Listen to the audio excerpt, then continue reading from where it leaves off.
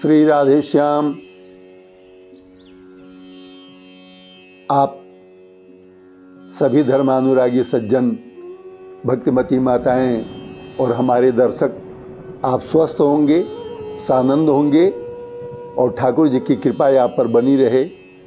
इन्हीं याचनाओं के साथ आप सभी को ढेर सारा साधुवाद। आज मैं इस वीडियो क्लिप के माध्यम से एक बड़ा ज्वलंत मुद्दे पर बात करने जा रहा हूं। समाज में आए दिन चर्चा होती रहती है अबला सबला,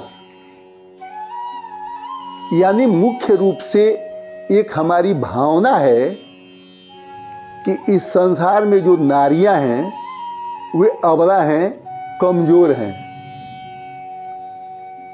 मुझे जो लगता है कि ना ना ना ना ना, कमजोर नहीं हैं, बहुमूल्य हैं। मुझे लगता है कि इस समाज में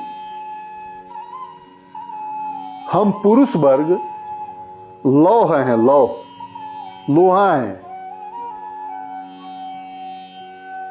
लेकिन भक्तिमती माताओं, आप हीरा हो, हीरा।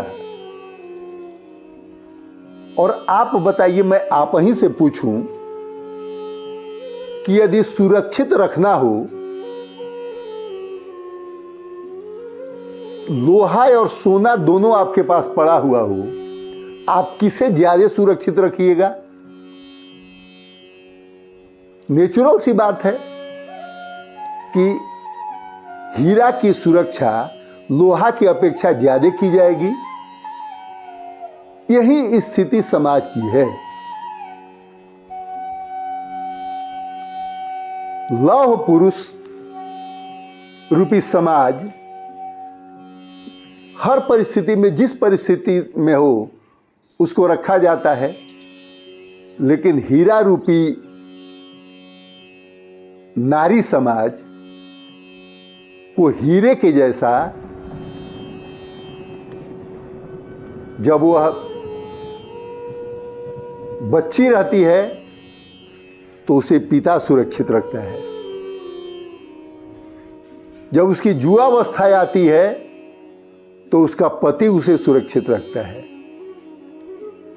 और जब उसकी वृद्धावस्था आती है तो उसका पुत्र और उसके पौत्र और उसके पति सुरक्षित रखते हैं।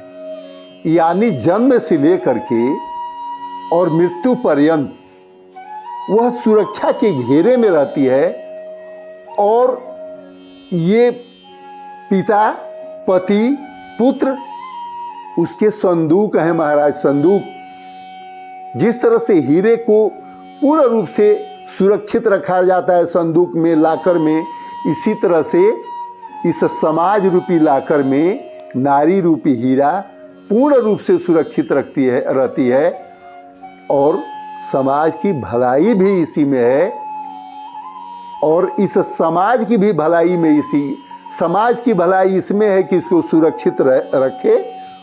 और इस नारी समाज की भलाई इसमें है कि इसके घेरे में पूर्णतः सुरक्षित रहे।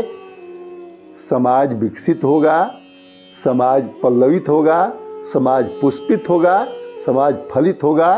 श्री राधे श्याम।